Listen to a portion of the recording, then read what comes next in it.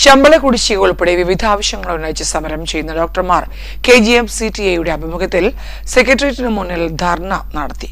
സമരം 4ാം ദിവസത്തിലേക്ക് കടന്നതോടെ ആരോഗ്യ മേഖല പ്രതിസന്ധിയിലായിരിക്കുകയാണ്. അതേസമയം സമരത്തെ നേരിടാൻ സർക്കാർ ഡയസ്ട്രോൺ പ്രഖ്യാപിച്ചു.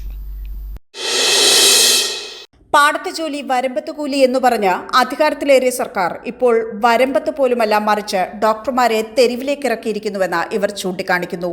ജനങ്ങളെ ബുദ്ധിമുട്ടിക്കുന്നത് തങ്ങളല്ല, തങ്ങളെ സർക്കാർ പറഞ്ഞു പറ്റിക്കുകയാണെന്നാണ് സംഘടനയുടെ ഭാരവാഹികൾ ആരോപിക്കുന്നത്. ആരോഗ്യമന്ത്രി പറഞ്ഞതുപോലെ സമരം ഒഴിവാക്കാമായിരുന്നു. എന്തുകൊണ്ട് ഒഴിവാക്കിയില്ല എന്നതാണ് പ്രസക്തമായ ചോദ്യം. ഈ സമരത്തിന്റെ ആവശ്യങ്ങളിൽ ഒരു തീരുമാനമാകുന്നതുവരെ ഇങ്ങനെ തന്നെ മുന്നോട്ടു പോകുമെന്നും ഇവർ വ്യക്തമാക്കുന്നു. പ്രബുദ്ധ കേരളത്തിന് ഇതിലൊരു നാണക്കേടുമില്ലേ? നമ്മളെ ഭരിക്കുന്നവർക്ക് ഇതിലൊരു നാണക്കേടുമില്ലേ? നമ്മുടെ ഡിപ്പാർട്ട്മെന്റിന് ഇതിലൊരു നാണക്കേടുമില്ലേ? ഈ കാണുന്ന കേരളം ഈ നിലയിൽ ഇപ്പോൾ നിലനിൽക്കുന്നത് ആ കോവിഡ് പാൻഡമിക്, ആ മഹാവ്യാധി പടർന്നു പിടിച്ചിട്ടും ഇന്നും കേരളം തലയുയർത്തി നിൽക്കുന്നത് ഞങ്ങളെപ്പോലെയുള്ള ആരോഗ്യ പ്രവർത്തകരുടെ അക്ഷീണമായ പ്രവർത്തനം കൊണ്ടാണ്. തങ്ങളുടെ കുട്ടികൾക്ക് ലോക നിലവാരമുള്ള വിദ്യാഭ്യാസം തന്നെ ലഭിക്കേണ്ടതുണ്ട് എന്നാണ് PTA സംഘടനയുടെ ഭാരവാഹികൾക്ക് ചൂണ്ടിക്കാണിക്കാനുള്ളത്. വിദ്യാർത്ഥികളുടെ ഭാവിയെ ആശങ്കയിലാഴ്ത്തുന്ന തരത്തിലാണ് ഇപ്പോഴുള്ള പോക്ക്. ഈ പ്രശ്നത്തിന് ഒരു പരിഹാരം കണ്ടെത്താൻ ഏതറ്റം വരെയും സമരം ചെയ്യാൻ തയ്യാറാകുമെന്നും ഇവർ ചൂണ്ടിക്കാട്ടുന്നു. കേരളത്തെ ഇന്ത്യയിലെ 1ാം സ്ഥാനത്ത് നിർത്തിയിരിക്കുന്നത് കേരളത്തിലെ മെഡിക്കൽ കോളേജ് ജീവനക്കാരാണ്, ഡോക്ടർമാരാണ്. IMA പിന്തുണയും സമരത്തിനുണ്ട്. മെഡിക്കൽ വിദ്യാഭ്യാസം ഇങ്ങനെ പോയാൽ 10 വർഷം കഴിഞ്ഞുള്ള അവസ്ഥ മോശമാകുമെന്നാണ് IMA ഭാരവാഹികൾ ഓർമ്മപ്പെടുത്തുന്നത്.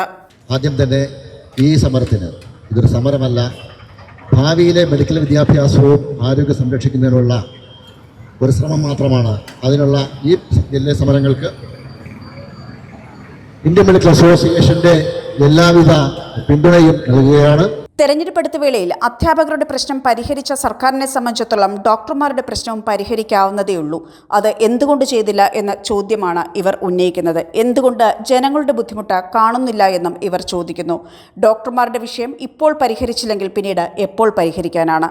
സർക്കാർ ആശുപത്രികളെ മാത്രം ആശ്രയിക്കുന്ന പാവപ്പെട്ട രോഗികളെയും ശമ്പളം കിട്ടാത്ത ഡോക്ടർമാരെയും മാത്രം ബാധിക്കുന്ന പ്രശ്നമാണിത് എന്ന് ധരിച്ചാൽ തെറ്റി. വരും കാലങ്ങളിൽ കേരളീയ സമൂഹത്തെ വലിയ തോതിൽ ആഴത്തിൽ ബാധിക്കാൻ പോകുന്ന പ്രശ്നമാണിത് എന്നതാണ് യാഥാർത്ഥ്യം. കാത്തിരുന്ന് കാണാം എങ്ങനെയാണ് ഈ പ്രശ്നം നമ്മെ ബാധിക്കാൻ പോകുന്നത് എന്നും എങ്ങനെയാണ് പരിഹരിക്കാൻ പോകുന്നത് എന്നും ചർച്ച ചെയ്യപ്പെടാൻ പോകുന്നത് എന്നും. ക്യാമറമാൻ പ്രശാന്തിനൊപ്പം പ്രമിള ഗോവിന്ദ്, ജീവൻ ന്യൂസ്, തിരുവനന്തപുരം.